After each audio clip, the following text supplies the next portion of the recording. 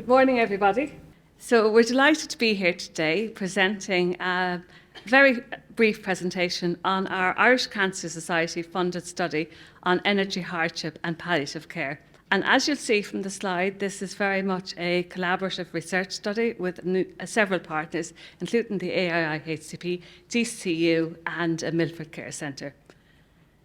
So, as we all know, palliative care seeks to improve the quality of life for people facing problems associated with life-limiting illnesses and also support their families. And consideration of social factors that may be negatively impacting quality of life is imperative. So what do we know in relation to costs and the palliative care patient?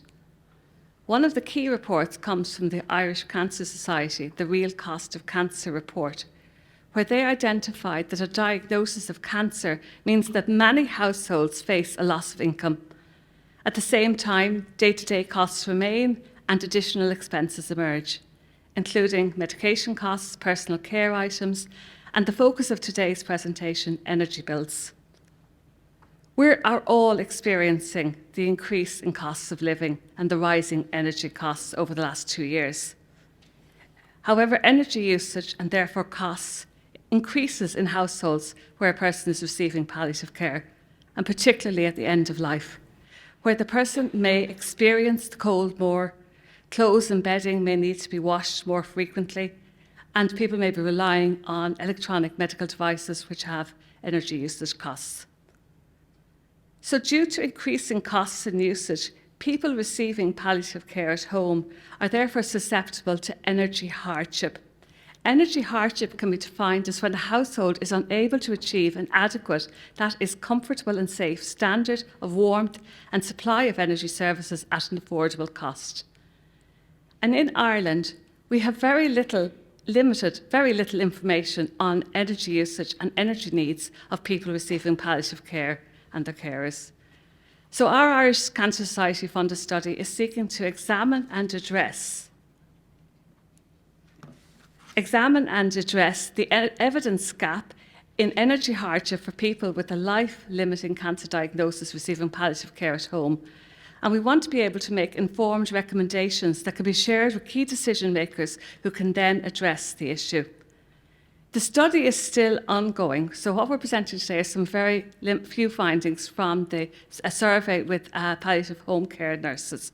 We are also interviewing energy regulators and providers, and of course getting the voice of lived experience from patients and family carers. And to do this, we're using a mixed methods approach. We have an online survey, interviews, webinars and focus groups. So it's a range of methodologies being used to capture the data. So I'm now going to hand over to Margaret. Thank you, Suzanne. So, a survey of 61 palliative home care nurses revealed that energy hardship is indeed a significant issue for people. The nurses surveyed revealed that energy poverty negatively impacts in 3 areas so far in terms of our findings. 1 on mental health, 2 on increased social isolation, and 3 on their physical well-being. 3 minutes, okay. Nurses were asked if they had any experiences related to energy hardship in terms of meeting these patients, and you can see, on the slide, some very challenging comments indeed. And based on our interactions with nurses and other healthcare professionals regarding energy hardship, it appears that these practitioners find it challenging indeed. And they find it hard to discuss these issues with patients and their families indeed. And they have expressed difficulty in approaching the topic in a new way that's not demeaning or stigmatizing. So the need for palliative care practitioners and others who link with the patient or family care need to be aware of the potential of energy hardship in the first instance, and to have knowledge on where to signpost the person for support. It is very important that palliative care patients register with energy supply companies if medically or indeed financially vulnerable.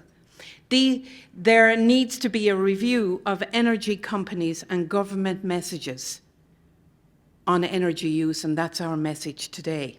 Our study confirms the urgent need for policy and practice interventions to address energy hardship in home-based palliative care. Government measures are essential to ensure that palliative care patients do not suffer from energy hardship. We hope to impact policy experimentation in this very important area. Thank you.